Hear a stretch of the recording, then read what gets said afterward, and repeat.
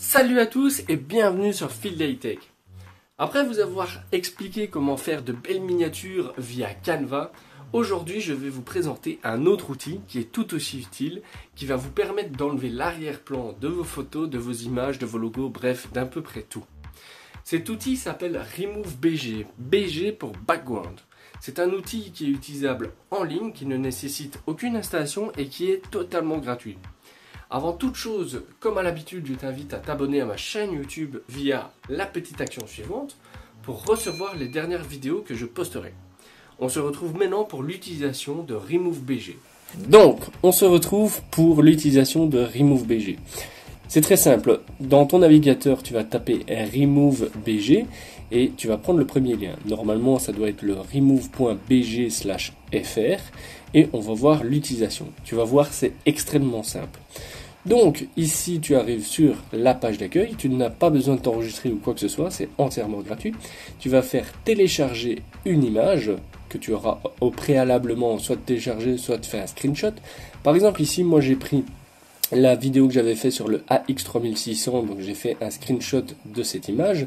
Et pour l'autre test, j'ai pris le dernier jeu qui est sorti en date, c'est Ghost of Tsushima, sur lequel j'ai fait plusieurs vidéos avec ma chaîne gaming. Donc j'ai pris aussi l'image et comme ça on va pouvoir voir ce qu'on peut faire avec ces images. Alors, on va faire télécharger, on va prendre par exemple Ghost of Tsushima. Et donc là en fait tu n'as absolument besoin de rien faire. Voilà, ici il a fait un remove de l'arrière-plan de lui-même en utilisant différents algorithmes. Donc tu vois que une fois que l'image a été faite, tu peux la télécharger. Voilà, ou télécharger en haute résolution, mais cela demande un crédit. Moi je les télécharge en qualité standard et franchement c'est plus que suffisant. Après, si tu vois que par exemple la main ou autre ne te convient pas, ce que tu peux faire c'est modifier. Donc quand tu vas aller dans modifier, tu pourras zoomer sur l'image, dézoomer, tu as l'arrière-plan, tu vas pouvoir l'estomper. Donc comme ça tu vas pouvoir flouter en fait l'arrière-plan.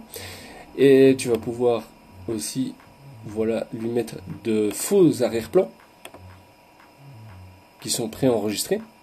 Tu peux aussi mettre un autre arrière-plan toi-même en sélectionnant une autre photo.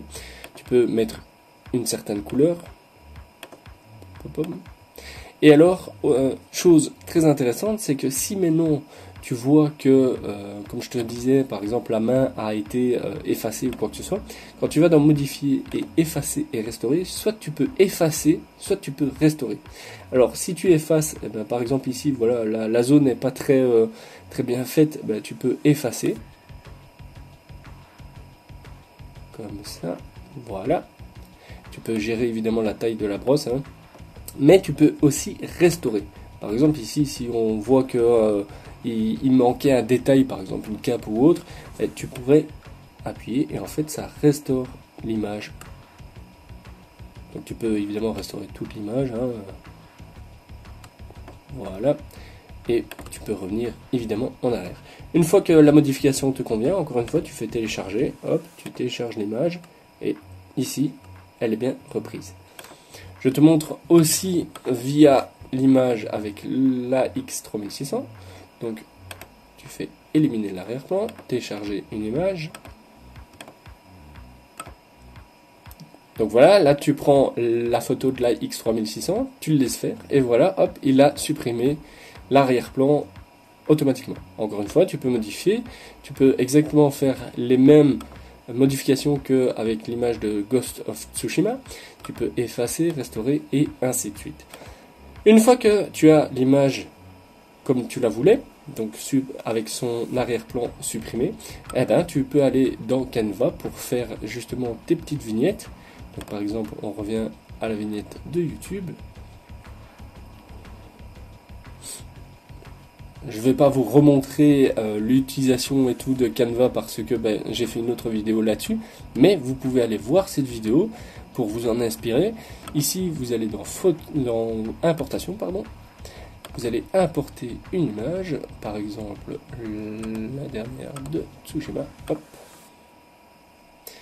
Et vous voyez en fait qu'il est en train de vous télécharger l'image sans le fond d'écran. Enfin, sans le fond de l'image, pardon.